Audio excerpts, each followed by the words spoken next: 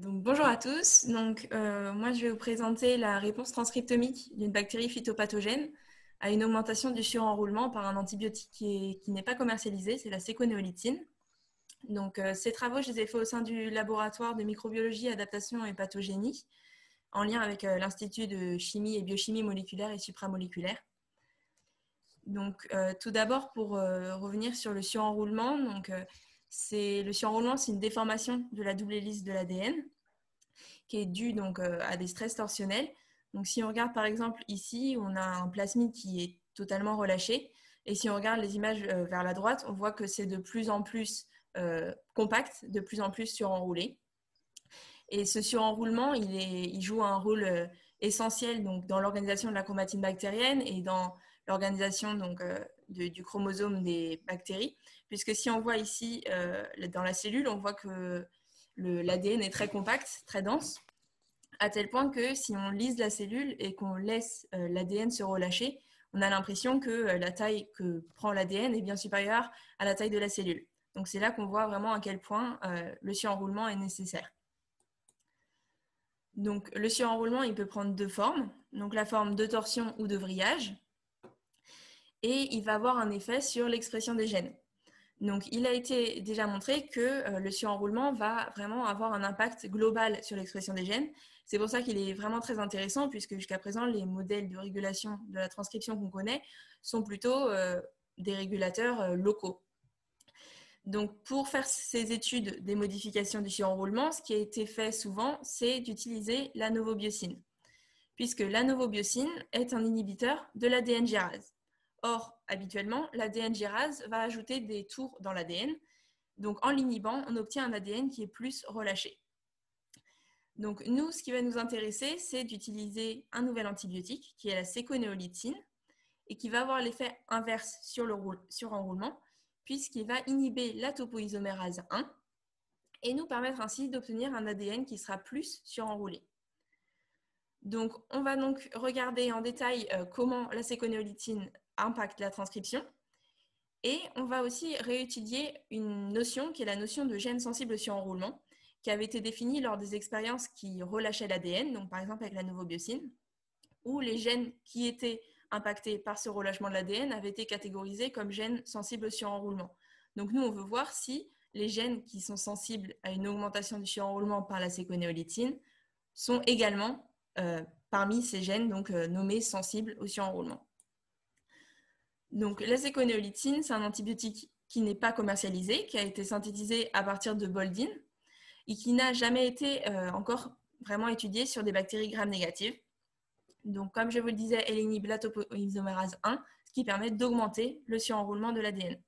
C'est-à-dire qu'il fait l'effet inverse sur le surenroulement que la novobiosine, qui, elle, lui, permet de relâcher l'ADN. Donc, ces travaux ont été réalisés chez Dickeya dadanti. Donc, il y a une bactérie gram-négative qui est ici particulièrement intéressante puisque le surenroulement est impliqué dans sa pathogénie. Donc, pour commencer, on a vérifié que les deux antibiotiques avaient bien l'effet qu'on attendait sur le surenroulement. Donc, pour cela, on a étudié un gel avec de la chloroquine qui permet de séparer les topoisomères selon leur surenroulement. Donc, plus les topoisomères sont surenroulés, plus elles migrent loin dans le gène, et moins elles sont surenroulées, c'est-à-dire plus elles sont relâchées, moins elles vont migrer dans le gène.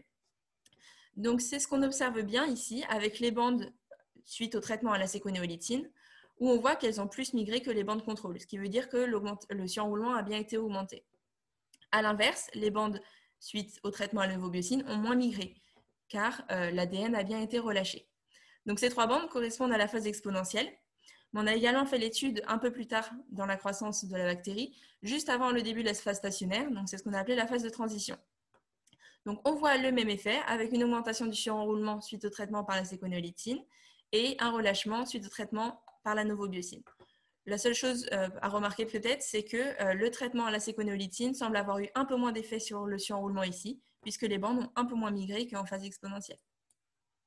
Donc, si on regarde maintenant les résultats de l'analyse transcriptomique, donc tout d'abord, ce qu'on peut regarder, c'est que le nombre de gènes en phase exponentielle, donc le nombre de gènes qui ont été différentiellement exprimés en phase exponentielle est bien plus fort qu'en phase de transition. Donc, c'est-à-dire que chez Dickeya dadanti, il y a environ 5000 gènes, et sur ces 5000 gènes, près de 600 ont donc été modifiés donc lors de la phase exponentielle et l'expression de 300 d'entre eux lors de la phase de transition. Donc, ces résultats sont cohérents avec le fait que la topoisomérase 1 soit plus active en phase exponentielle. Donc, lorsqu'on l'inhibe, il y a également plus de gènes qui sont impactés dans cette phase. Ce qui est également intéressant à regarder, c'est que la proportion de gènes activés est, à l'inverse, plus importante dans la phase de transition que dans la phase exponentielle. Si on compare maintenant nos résultats avec l'antibiotique qui avait l'effet inverse sur le surenroulement, donc la novobiocine, on pourrait s'attendre à ce que les gènes répondent en sens opposé, ce qui est le cas pour certains gènes, comme les 28 gènes ici qui sont à la fois activés par la novobiocine et réprimés par la séquonéolytine, mais certains autres gènes sont activés par les deux, ou alors ne répondent qu'à un seul des deux antibiotiques.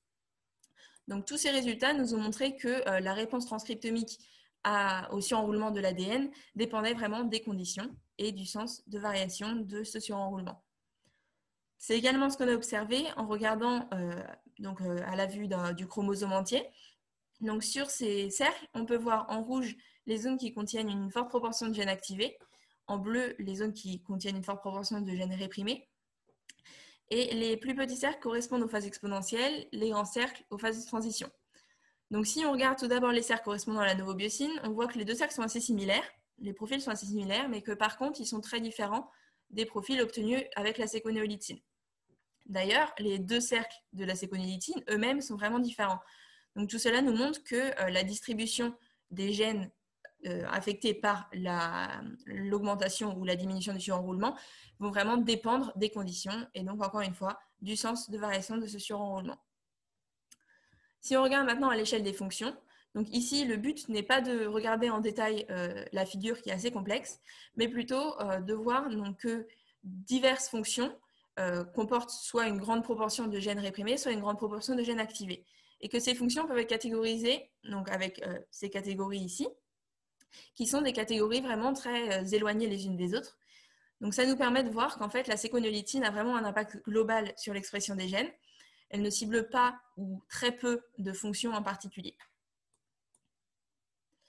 Donc en conclusion, la topoisomérase 1, donc lorsqu'on l'inhibe par la séquonéolytine, nous amène bien à une augmentation du surenroulement, c'est-à-dire à l'effet inverse que celui qu'on obtient avec un traitement à la novobiocine.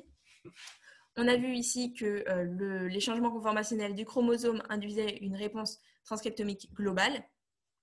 Et enfin, pour revenir sur la notion de gène sensible au surenroulement, ce n'est pas une notion simple à définir, tout simplement parce que ce n'est pas une propriété intrinsèque du promoteur.